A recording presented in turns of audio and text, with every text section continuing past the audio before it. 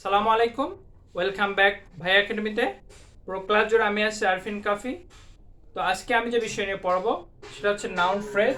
তো noun phrase যারা আজকে ক্লাস দেখবা, এটা অবশ্যই যারা স্কুলে পড়ো, যারা কলেজে পড়ো অথবা ইউনিভার্সিটিতে এডমিশন দিবা, অথবা যারা চাকরির প্রিপারেশন নিচ্ছেন, সবার ক্ষেত্রে আই থিঙ্ক খুবই হেল্পফুল হবে। তো না টেনে পুরো ভিডিওটা অবশ্যই দেখবেন। তো চলেন আমরা এখন ক্লাসে চলে যাই। আজকে আমি যেটা বিষয় পড়াবো সেটা হচ্ছে নাউন ফ্রেজ। নাউন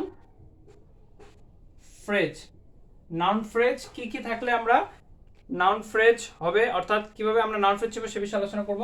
আমরা প্রথমে জানি কি নাউন ফ্রেজ হতে গেলে অবশ্যই গ্রুপ অফ ওয়ার্ড লাগে, যেটা কি করবে সিঙ্গেল পার্ট অফ স্পিচের মতো কাজ করবে।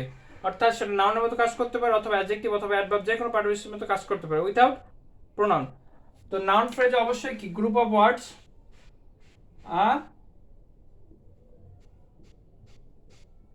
গ্রুপ অফ ওয়ার্ডস, এবং কাজ করবে কিসের মতো, নাউনের মতো। যেহেতু নাউন ফ্রেজ সেহেতু নাউনের মতো কাজ করবে,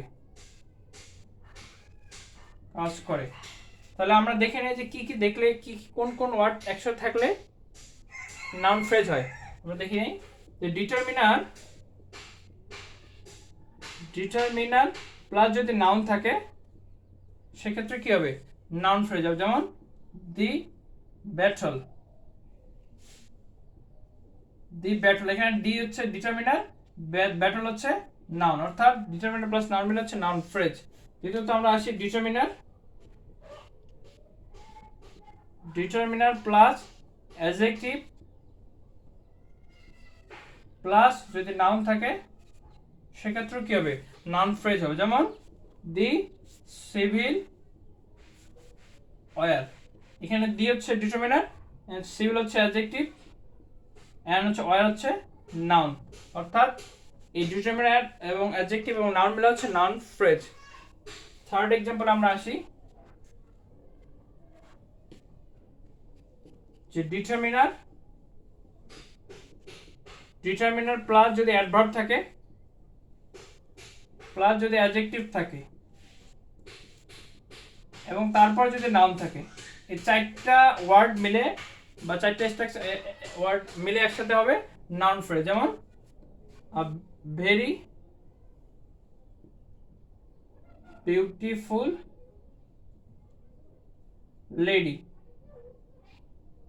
এখানে এ হচ্ছে ডিটারমিনার, ভেরি হচ্ছে অ্যাডভার্ব, বিউটিফুল হচ্ছে অ্যাডজেক্টিভ এবং লেডি হচ্ছে নাউন। অর্থাৎ এই ডিটারমিনার অ্যাডভার্ব ভাব, ডিটারমিনার অ্যাডভার্ব অ্যাডজেক্টিভ এবং নাউন মিলে হচ্ছে নাউন ফ্রেজ। এরপরে এক্সাম্পল আমরা আসি যে ডিটারমিনার,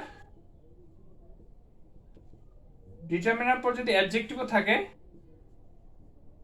সেক্ষেত্রে হচ্ছে দুটো মিলে হচ্ছে নাউন ফ্রেজ। যেমন দি ব্রেভ, দি হচ্ছে ডিটারমিনার, ব্রেভ হচ্ছে অ্যাডজেক্টিভ, দুটো মিলে হচ্ছে নাউন ফ্রেজ। এরপরে আমরা আসি যে অ্যাডজেক্টিভ প্লাস যদি নাউন থাকে সেক্ষেত্রে দুটো মিলে কি হবে, নাউন ফ্রেজ। যেমন হচ্ছে হট ওয়াটার, হট হচ্ছে অ্যাডজেক্টিভ এবং ওয়াটার হচ্ছে নাউন, অর্থাৎ অ্যাডজেক্টিভ প্লাস নাউন মিলে হচ্ছে নাউন ফ্রেজ। এরপর আমরা আসি 6 নম্বরে যে নাউন প্লাস অ্যান্ড, এরপর যদি আবার নাউন থাকে তাহলে সেক্ষেত্রে কি তিনটে মিলে নাউন ফ্রেজ। যেমন হচ্ছে হিথ অ্যান্ড হিন, এটা হচ্ছে নাউন, এটা হচ্ছে অ্যান্ড, এরপর হচ্ছে নাউন, তিনটে মিলে হচ্ছে নাউন ফ্রেজ। 7 নম্বরে আমরা আসি যে প্রিপোজিশন, না sorry, noun plus preposition, preposition plus যদি আবার নাউন থাকে সেক্ষেত্রে কি হবে, তিনটা মিলে নাউন ফ্রেজ। যেমন হচ্ছে ম্যান অফ লেটার্স, এখানে ম্যান হচ্ছে নাউন, অফ হচ্ছে প্রিপোজিশন,